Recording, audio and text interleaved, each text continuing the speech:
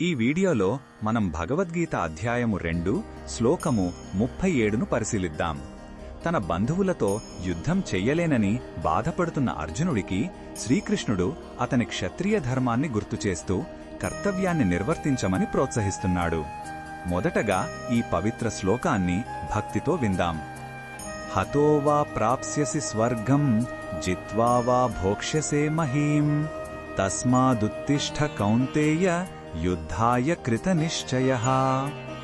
ఈ శ్లోకం అర్థమేమిటంటే, ఓ కౌంతేయ, ఈ ధర్మయుద్ధంలో నీవు చనిపోతే వీరస్వర్గాన్ని పొందుతావు. ఒకవేళ గెలిస్తే ఈ భూమండలాన్ని పరిపాలించి సుఖాలను అనుభవిస్తావు. కాబట్టి ఫలితం గురించి ఆలోచించకుండా యుద్ధం చెయ్యాలనే దృఢనిశ్చయంతో లేచి నిలబడు అని శ్రీకృష్ణుడు అంటున్నాడు. ఇక్కడ కృష్ణుడు కర్తవ్య పాలన యొక్క ప్రాముఖ్యతను నొక్కి చెబుతున్నాడు. రెండు ఫలితాలలోనూ మేలే ఉంది కాబట్టి సందేహాన్ని వీడి ధర్మం కోసం పోరాడమని ప్రేరేపిస్తున్నాడు.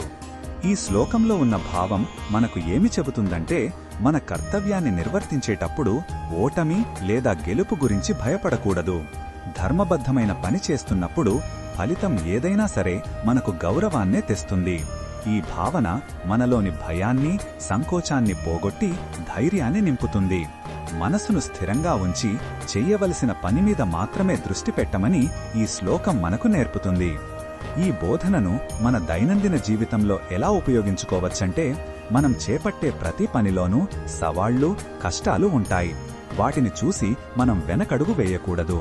ఒక విద్యార్థి పరీక్షకు, ఒక ఉద్యోగి తన విధులకు, ఒక తల్లి తన బాధ్యతలకు భయపడకుండా పూర్తి నిశ్చయంతో వాటిని ఎదుర్కోవాలి. ఫలితం మన చేతిలో లేకపోయినా మన ప్రయత్నం మనం నిజాయితీగా చేస్తే ఆత్మసంతృప్తి, గౌరవం తప్పక లభిస్తాయి. మరిన్ని భగవద్గీత శ్లోకాల అర్థాన్ని తెలుసుకోవాలంటే మా తదుపరి వీడియోలను తప్పకుండా చూడండి.